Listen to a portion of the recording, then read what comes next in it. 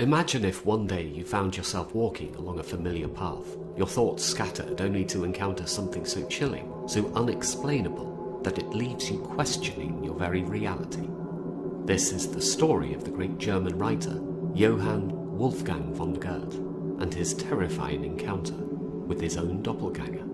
The year was 1771. Goethe, a young man at the time, was living in Strasbourg, working on his legal studies.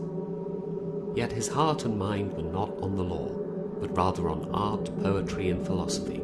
He often sought refuge from his duties in long walks through the countryside. One fateful afternoon, as he strolled along a path near the town of Sessenheim, something extraordinary occurred.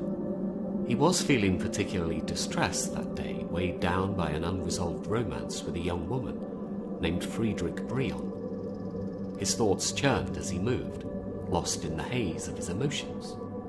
Suddenly up ahead a figure appeared, a man riding toward him. At first Goethe felt no alarm. After all, this was a well-travelled road. But as the rider drew closer, Goethe's heart began to pound. The man he saw, dressed in a grey, gold-trimmed suit, was not a stranger. It was himself. Goethe stared in utter disbelief, his body frozen with fear. The figure passed him silently, their eyes locking for the briefest of moments before continuing along the road, vanishing in the distance. The encounter was so surreal and so fleeting that Goethe didn't know what to believe. Had he seen a ghost? An omen? It wasn't until years later, after the incident had faded into the fog of his memory, that Goethe would understand the full meaning of this strange vision. We move forward 8 years. By this time Goethe had left behind his youthful love and his days in Strasbourg. He had grown into a man of the world, his fame as a poet and thinker beginning to rise. It was during a journey from Frankfurt to Weimar when he would experience something that would make him question that eerie encounter once more. While riding along the very same road near Sessenheim, he suddenly recalled his strange vision from years before. It was as though the memory had been waiting for this precise moment, and then it struck him like a bolt of lightning. The clothes he was now wearing were the exact same grey, gold-trimmed suit that his doppelganger had worn in the vision all those years ago.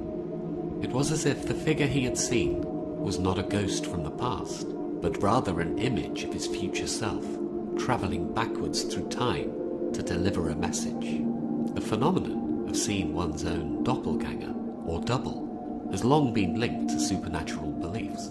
A doppelganger is often seen as a harbinger of death or doom, a shadow self that haunts the living. For Goethe, this uncanny meeting was neither a warning nor a threat, but rather a glimpse into his own destiny, an unexplained wrinkle in the fabric of time. But what could this vision have truly meant?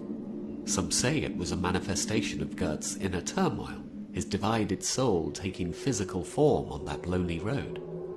Others speculate that it was an omen, a message from forces beyond human understanding, or perhaps it was simply a trick of the mind, an illusion born of stress and emotional conflict. And yet Goethe himself, a man of logic and reason, never dismissed the encounter. It stayed with him, a mystery left unresolved even as he grew into one of the greatest writers and thinkers in history.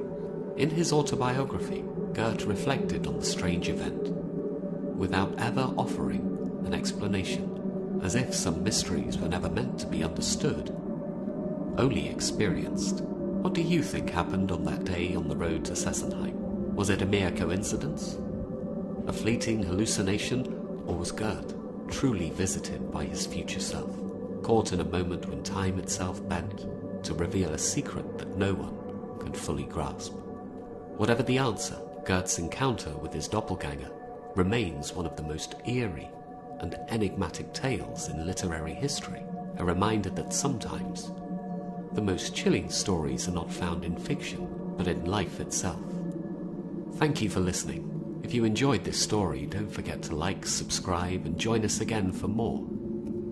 And also in the comment section, share some of your stories. I'll see you soon.